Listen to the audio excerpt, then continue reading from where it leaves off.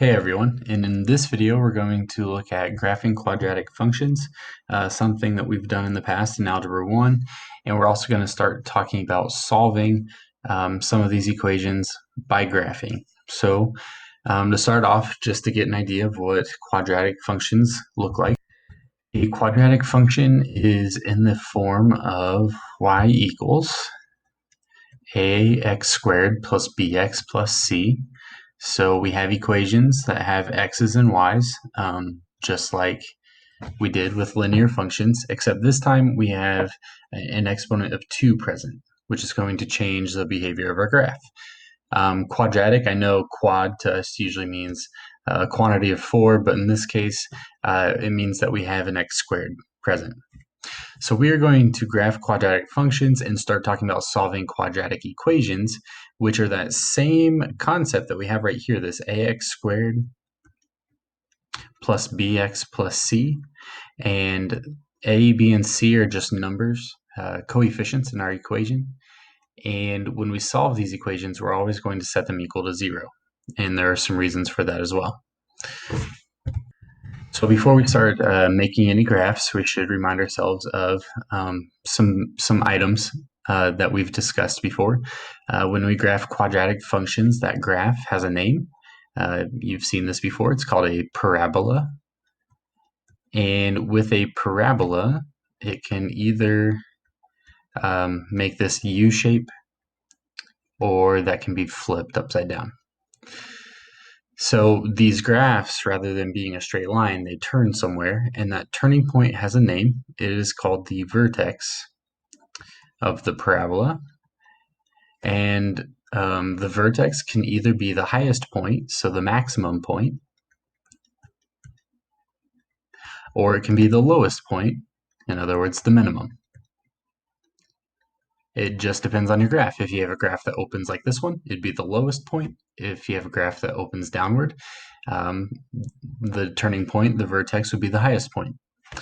So in our equation, y equals ax squared plus bx plus c, some of these coefficients can tell us some things, such as a. If a opens upward, if a is positive, for us, that is going to tell us that the graph opens upward. And at the same time, if a is negative, the graph is going to change direction. And that means that this particular graph would open downward. That is a property that holds true for all of the graphs that we make this year. We'll see different types of graphs, but what we see generally is this leading coefficient. This coefficient at the beginning is going to determine which way the graph will go. And so when we change the leading coefficient from positive to negative, we simply see the graph changing directions. So those are the key points of a parabola, that there is a turning point and that there is a way to know if it opens upward or downward. And so we're going to take a minute here to look at how to create one of these graphs, one by hand or also with a graphing calculator like Desmos. So we have an equation here, quadratic equation that says y equals negative x squared minus 2x plus 8. We know it's quadratic and it's going to make a parabola because of this x squared. We also know that it is going to open downward because of this negative a value. A is negative 1. Okay, so opening downward, and we expect to see a parabola. All right, well, one of the key features of these parabolas is where it turns. And so we know that this graph is going to open downward like this. And probably one of the most important things we can find is where this graph turns, that vertex. And there is a formula that goes with it. It's over here in this box over here. We have x equals negative b over 2a.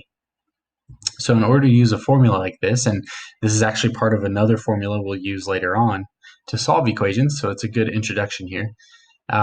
We just find our values of a and b and we substitute them in. So to find a, b, and c, we just go back to our equation. We see that a is this negative 1 in front of x squared. B is -2, and C is +8. And so to find the vertex, to find the x value of the vertex anyway, it says x equals, we simply substitute. So the numerator says -b, that'd be, in our case, -2, divided by 2a, which is 2 times -1. And a little simplification here, we get x equals +2 over -2, so x is -1. And when we graph points, remember, we need an ordered pair. So when I want to graph this vertex, this turning point, I need to know an ordered pair, an x and a y value together. So once we find the x value, all we need to do now is substitute into our equation that we were given to find the corresponding y value. So our quadratic equation was y equals -x squared minus 2x plus 8. And we just found this x value of -1. So we have -1 squared minus 2 times -1 plus 8. So you're probably noticing that we have two different spots for x to where we can substitute, and we need to substitute. Okay, so some order of operations here. Exponents first. -1 squared is +1. We could simplify this, but we'll just wait for the next step. Looks like we're going to get -1 there. -2 times -1 is +2. +8 at the end. Overall, we get a y value of 9. So we now know that our vertex is going to have an x value of -1 and a y value of 9. Now, looking at this graph again, you might notice that vertex is in a point to where we could call the center of this parabola. It's where the graph turns around. And if we were to draw a line vertically here, we'd be dividing that graph in half. And this line that we'll define as the axis of symmetry is found just like by finding the vertex. This is where x equals -b over 2a. But it's this visualization here. If this vertex is in the middle of our graph, when I want to create a graph of this parabola, I'm going to put my vertex as the center point. And so when I start making a table here, I am going to put the values of -1 and +9 for my vertex right in the middle. And I'm going to go ahead and label this as our axis of symmetry over here. Okay. So some real basic ideas here to graph, like we learned way back when. We just made a table of values. And now that you have the center location, all you need to do is count by ones in either direction. So if you're at -1, 1 away from it in the negative direction would be -2, followed by -3 and -4. And in the other direction, after -1 is 0, followed by 1, and followed by 2. And there are a couple things we can do here. We could calculate all these by hand by putting in these x values into our equation, which would look something like this. -4 squared minus 2 times -4 and plus 8. And it is very much doable, and it does take some time. However, we are lucky enough to have technology to enhance this process for us. So rather than doing all these calculations by hand, by substituting them for x, I'm going to use Desmos, which is free to us. It is a very handy tool, and I encourage you to use it more and more as we go. We've been using it as a scientific calculator already. A graphing calculator is also going to be very useful.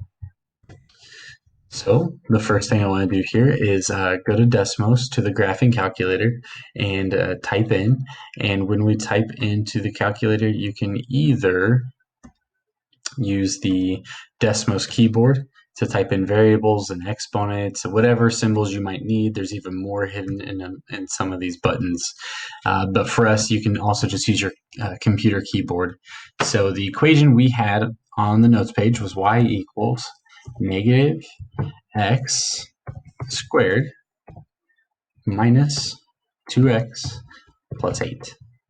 And it's making a graph over here on the screen. But before we talk about that, I wanted to talk about making this table. So if I click on this settings button here for edit list, you're going to see a table icon to where if I choose that, it's always going to give me these x values to view.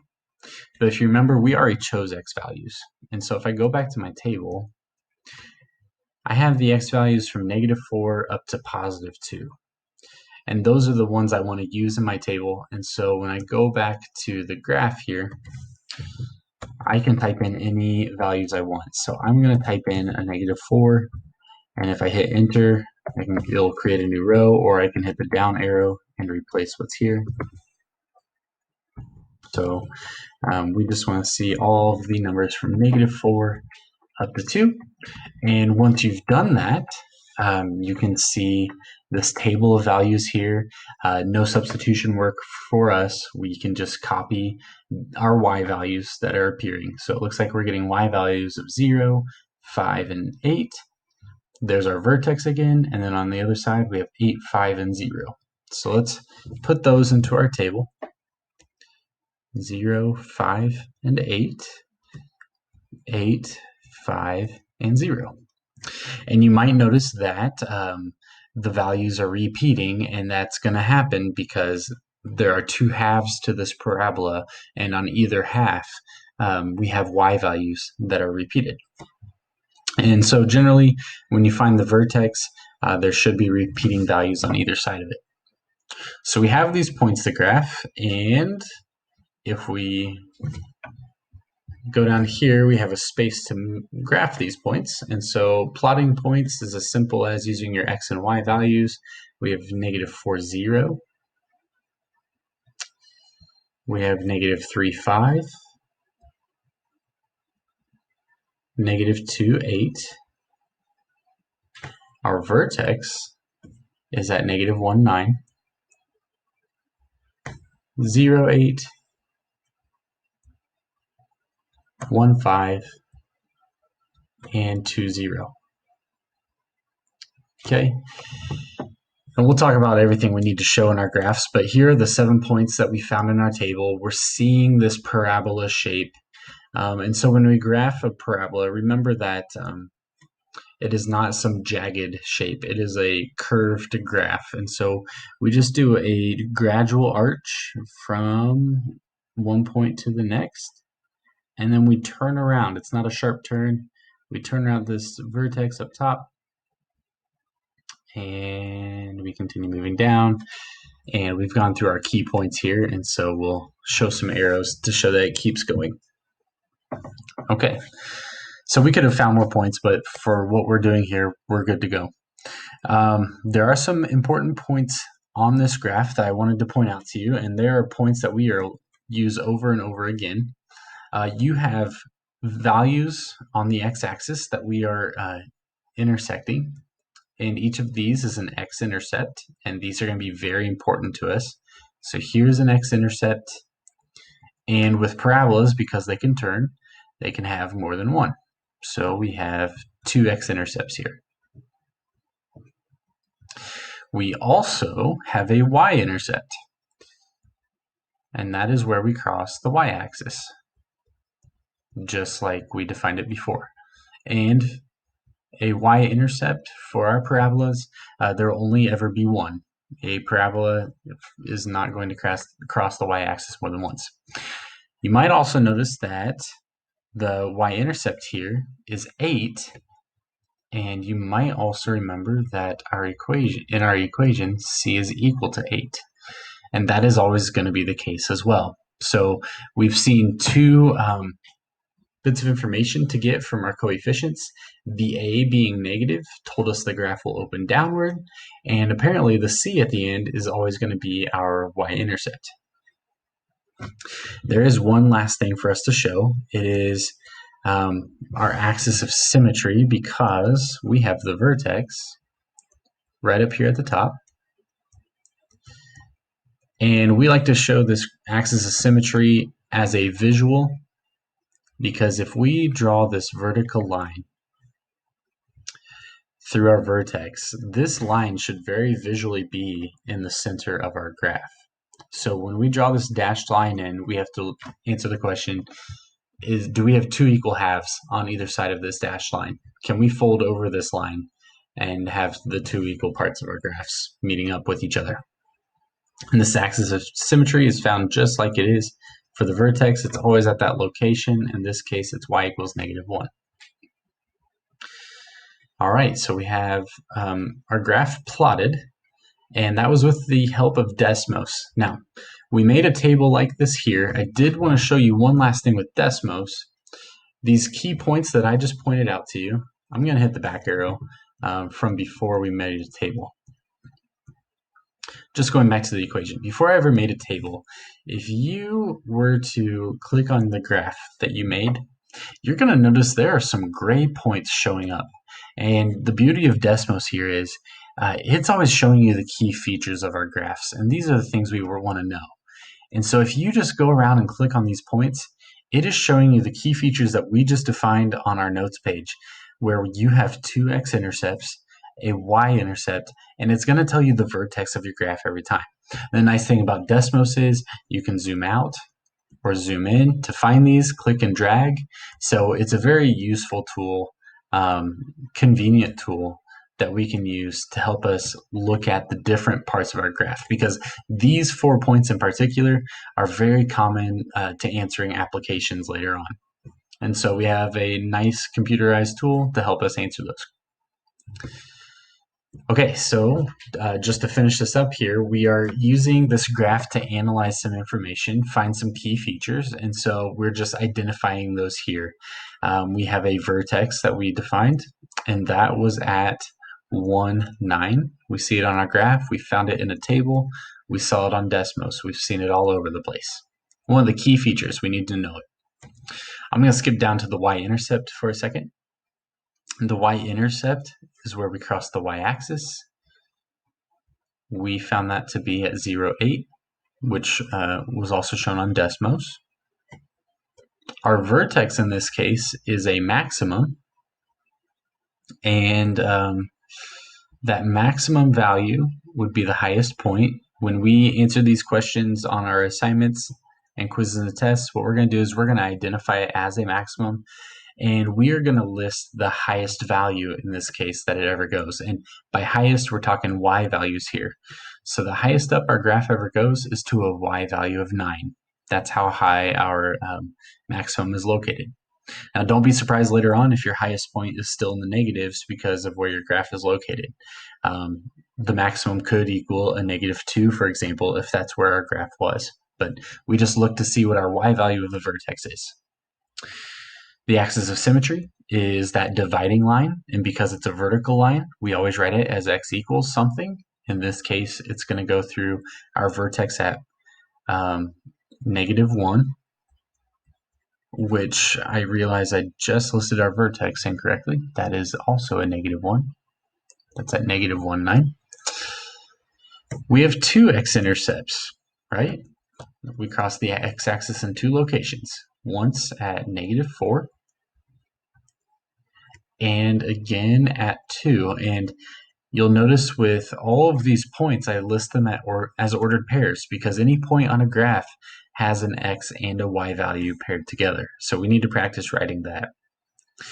And your solutions are very simple to identify if you found the x-intercepts, because your solutions are always x values, and they are when the graph, if you remember, we said when we solve equations, we want them to equal 0. Our solutions are x values when y is equal to 0, and we had two of those right here. It's our x-intercepts.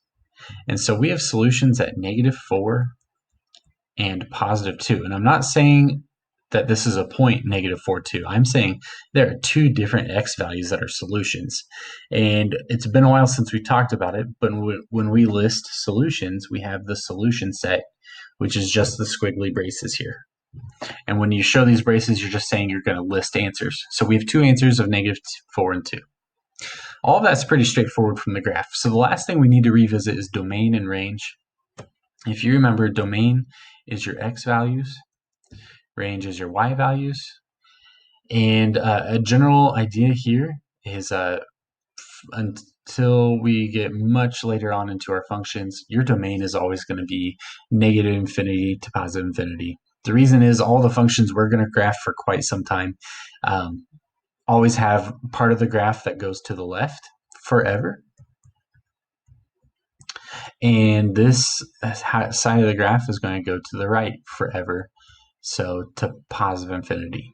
So it follows the x-axis in both directions, to the left forever and to the right. The range, though, is going to change here. The range, we have our graph doing a couple things. For one, range is your y values, and the y-axis is vertical. It moves downward and upward. And with these parabolas, both ends are always pointing in the same direction. And in this case, they both point down. And so we have the ends of our graph pointing downward. And if they're moving downward forever, they are going down to negative infinity. Okay, so what we see is that the lowest y values we ever will approach, well, we never stop moving down, so we just signify that as negative infinity. However, there is a highest point on this graph. The highest that this graph ever goes is up to a positive 9. And so the highest value is 9. And so that is where our range will end. And just some trivial information here. When we list these end values, if it's a value that we can equal, we use a square bracket. And if it is not, such as infinity, which is not actually a number, we use parentheses. Not a main focus, but in case you were wondering, you can have that. And that's where we're going to leave it for now, creating these graphs and analyzing these informations. Technically, we solved the equation by graphing. We found these two x-intercepts. As we move along throughout the unit, we're going to talk about how we can utilize these key features.